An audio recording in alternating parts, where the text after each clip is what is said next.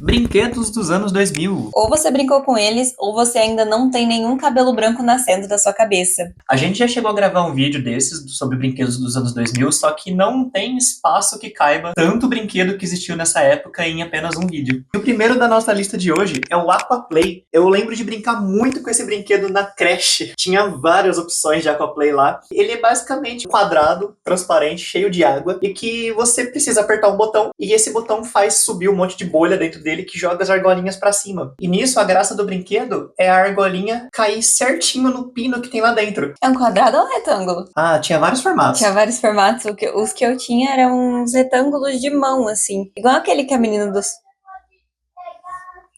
Um segundinho.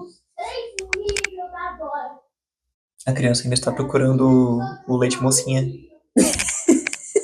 Quem viu nosso vídeo de doce dos anos 2000 sabe do que a gente tá falando. Os que eu tive eram aqueles de mão, que pareciam até aqueles minigames, sabe? Mas aí, em vez de ser um jogo, tinha 2 botões. E esses botões esguichavam a água, né? Pra fazer a argolinha cair. E a minha graça era mesmo ficar apertando o botão. Tava nem aí se a argola caía ou não. Eu gostava de ficar vendo as argolinhas boiando. E, igual você falou, tinham muitos formatos. Eu lembro que tem até versão moderna em formato de celular. Eu acho que eu já vi. Eu cheguei a conhecer essa daí, porque eu tenho um irmão mais novo. E isso me proporcionou conhecer muitas coisas da infância dos anos 2010. E brinquedo que tem água me lembra muito numa época que eu tava na escola e tinha um professor de geografia que ele, nas horas vagas, ele era dono de uma banca de jornal que vendia os brinquedinhos também. E ele trouxe um monte de brinquedinho da banca e eu ganhei uma câmera fotográfica, que não era uma câmera fotográfica, era um plasticão, só que simulava uma câmera e quando você apertava o botão, ela jogava água em quem tava na frente. Eu adorava esse brinquedo, nossa, eu guardei ele por muitos anos.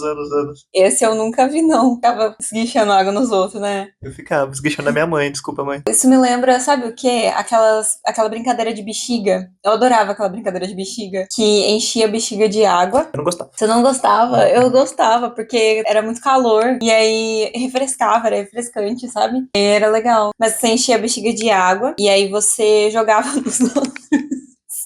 E era uma guerra de bexiga, tipo, como se fosse guerra de bola de neve, só que versão Brasil. Eu gostava de ver, mas eu não gostava de brincar, porque quando eu era criança, eu não gostava de ficar sujo. Mas a nem água não é molhado. sujeira. Então, mas eu ia chegar lá, eu não gostava de ficar sujo nem molhado. Então, qualquer coisa que chegasse perto disso, eu já não queria estar envolvido. E o próximo brinquedo foi um que marcou muito a minha infância, que foi a Barbie Chapinha. Eu não sei se ela chamava realmente Barbie Chapinha, mas ela vinha com uma chapinha. Dentro dessa chapinha tinha um giz, um tipo de giz de cor, que pintava o cabelo dela de várias cores. Então você podia escolher a cor que você queria, tinha um giz de várias cores. E não só pintava o cabelo da Barbie, como você podia pintar o seu próprio cabelo com aquele giz, aquela cor que tinha ali. Adorava, achava o máximo. Achava a maior tecnologia do mundo, porque eu podia pintar uma mecha de cabelo colorida. Infelizmente, eu tentei pintar o cabelo inteiro uma vez e aí acabou todo o giz. A Barbie não tinha mais cabelo colorido, nem eu. Nossa, cadê os brinquedos imersivos desse jeito hoje em dia, né? É tudo uns plastiquinhos assim. Então, não tem nada, né? E lógico que essa chapinha ela não esquentava, era só o giz mesmo, né? Porque vai machucar a criança. A criança ia tentar alisar a língua. Se alguém já não tentou colorir a língua, né? Com certeza alguém já tentou. Clássico de criança. E o próximo que eu acabei de ver, que o Gui colocou aqui na nossa lista, é o Brick Game, que era isso que eu tava falando, que tinha o formato do Aquaplay também. Esse Brick Game, eu tenho certeza que passou pela mão de muita gente que tá aqui assistindo e que com certeza ele garantiu, assim, horas e horas de diversão, ou no máximo 2 dias, né, que é o tempo que ele durava até quebrar. E eu lembro que ele falava que era 9.999 jogos em um. Só que, na verdade, eram 10 jogos e os outros 9.989 jogos eram só variações desses 10. Tinha várias coisas que diziam que eram vários jogos, assim, né? Tinha uns CDs pirata de PlayStation 2 que a gente comprava, que era tipo 9.000 jogos da Nintendo, 1.000 jogos da Nintendo.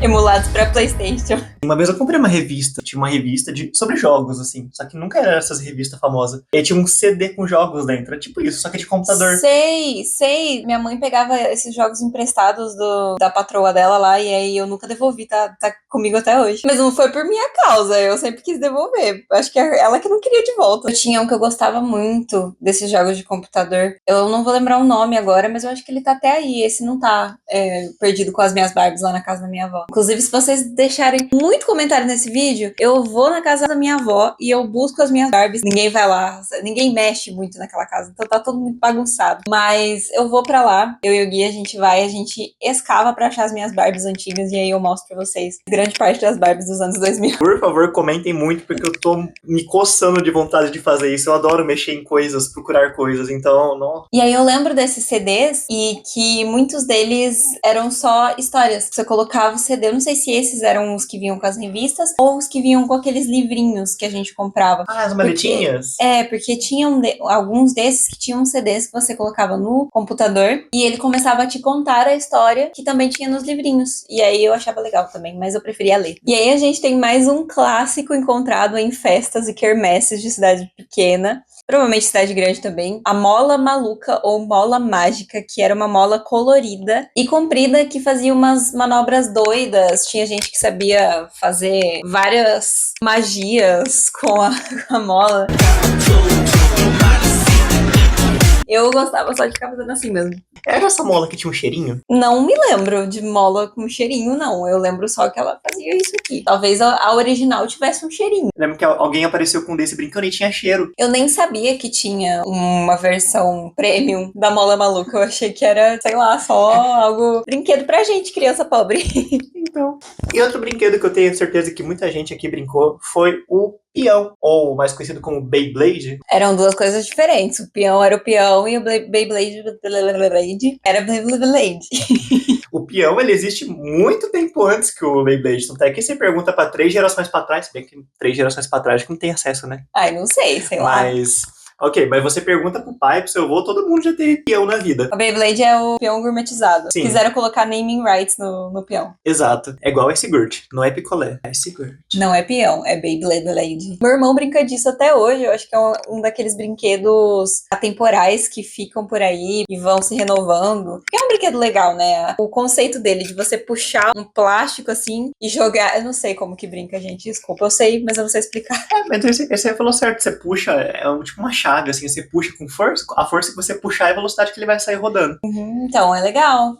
E é mais fácil do que o peão. Mas eu prefiro o bom e clássico peão. Beyblade mesmo, eu só tive um, mas foi ganhado de presente de aniversário, porque era muito caro isso. Eu acho que até hoje deve ser muito caro. Eu acho que não, eu acho que já deve ter popularizado, ou eles fazem paralelo. Paralelo, aí já é outra história, que eu já tive, assim, muito peão paralelo. Eu tive muito peão estilo Beyblade, que tinha uns que tinha LED. Pra mim isso era melhor que Beyblade, porque eu puxava, na hora que ele rodava, ele ligava uma chavinha, que ele começava a piscar, parecia um descovador o negócio. Eu adorava aquilo. É que o Beyblade, ele virou meio que uma marca tal qual, sei lá, Gillette. A gente não fala lâmina de barbear, a gente fala Gillette. E aí o Beyblade, mesma coisa, porque aquele tipo específico de peão virou um Beyblade, né? E faz anos que eu não vejo vendendo esses peões mais simples, né? Aquele de cordinha, nunca mais vi. O último que eu vi vendendo, assim, no mercado foram aqueles peõezinhos de festa, que a gente ganhava naqueles pacotinhos surpresa. Pacote surpresa de festa. Você estralava o dedo assim, ó, aí ele saia rodando. Festa é uma coisa que a gente também pode trazer aqui pro canal, porque as festas icônicas dos anos 2000 são inesquecíveis e completamente insanas. A mente da nova geração não poderia compreender uma festa de aniversário dos anos 2000. Tanta informação que tinha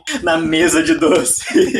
Mas isso a gente vai deixar para um próximo vídeo. Se você chegou até aqui, não esquece de deixar um gostei nesse vídeo. Comenta aqui embaixo qual vídeo você quer ver de próximo aqui no canal. E venha assistir também os nossos outros vídeos sobre os anos 2000. Se você quer um pouquinho mais de nostalgia. Falou! Tchau, tchau!